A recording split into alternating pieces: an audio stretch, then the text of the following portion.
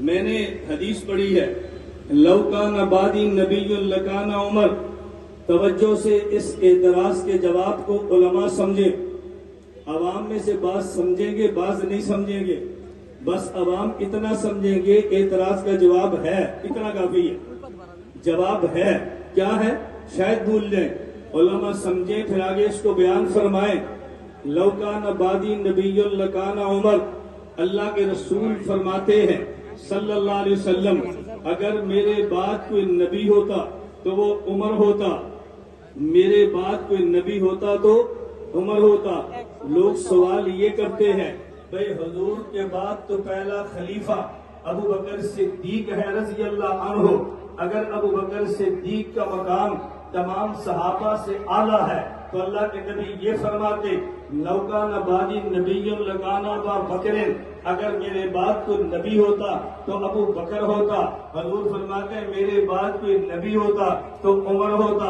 اس سے تو معلوم ہوتا ہے کہ عمر کی شان ابو بکر صدیق سے اعلیٰ ہے۔ جب آپ ذہن نشین فرما لیں، اس حدیث مبارک میں اللہ کے نبی یہ نہیں سمجھا رہے کہ میرے بعد نبی ہوتا تو کون ہوتا، بنیادی بات ذہن نشین فرما لیں۔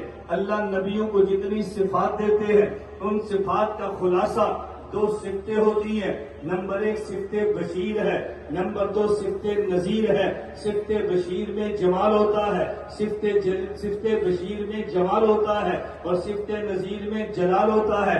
اس کا معنی یہ ہے پیغمبر کی صفتوں کا خلاصہ کبھی نبی میں جلال ہے، کبھی نبی میں جمال ہے، اور کسی نبی میں غلبہ جلال کا ہوتا ہے، کسی نبی میں غلبہ جمال کا ہوتا ہے۔ جو دو صفتیں اکٹھی ہیں، حضرت رسول اللہ سے پہلے جو دو نبی آئے ان میں ایک نبی کا نام موسیٰ ہے، ایک نبی کا نام عیسیٰ ہے علیہم السلام۔ حضرت موسیٰ بشیر بھی ہیں نذیر بھی ہیں، عیسیٰ بشیر بھی ہیں نذیر بھی ہیں۔ حضرت موسیٰ جمالی بھی ہیں جلالی بھی ہیں، عیسیٰ جمالی بھی ہیں جلالی بھی ہیں، لیکن فرق یہ ہے حضرت موسیٰ علیہ السلام جلالی ہیں، ان پہ جلال کا غلبہ ہے، حضرت عیسیٰ علیہ السلام جمالی ہیں یعنی ان پہ جمال کا غلبہ ہے۔ نبی میں صفتیں دونوں ہوں گی، کسی میں صفت جلال کا غلبہ ہوگا، کسی میں صفت جمال کا غلبہ ہوگا۔ ابو بکر صدیق ہے تو فاروق بھی ہے، غلبہ صداقت کا ہے۔ عمر فاروق ہے تو صدیق بھی ہے، لیکن غلبہ ان کے اوپر حضرت عمر پر الفرق بین الحق والباطل کا ہے۔ تو نبی میں دونوں صفتیں ہوں گی،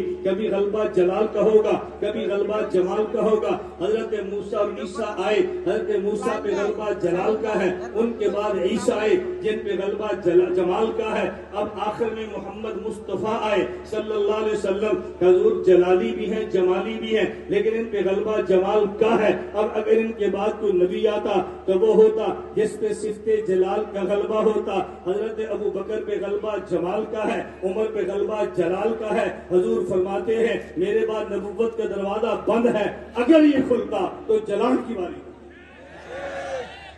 میری بات سمجھ آ گئی؟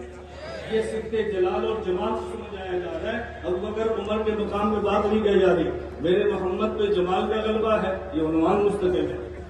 میں حضور کے جمال پہ غلبے ہونے پہ وہ دلائل قرآن کریم سے پیش کرتا کہ آپ سوچتے دیوبند کے پاس کون سے دلائل ہیں، دیوبند کے پاس دلائل کون سے ہیں؟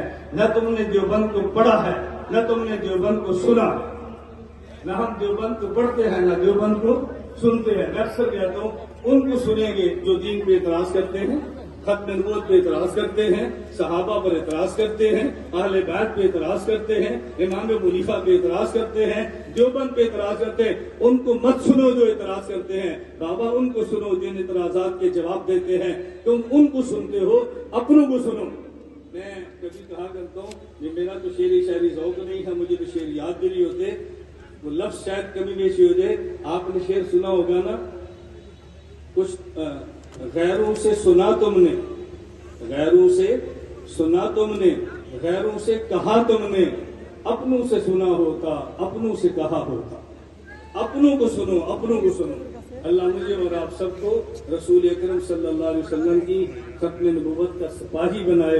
اللہ ہمارے مال، ہماری جان، ہماری اولاد کو قبول فرما کے ہمارے اوپر احسان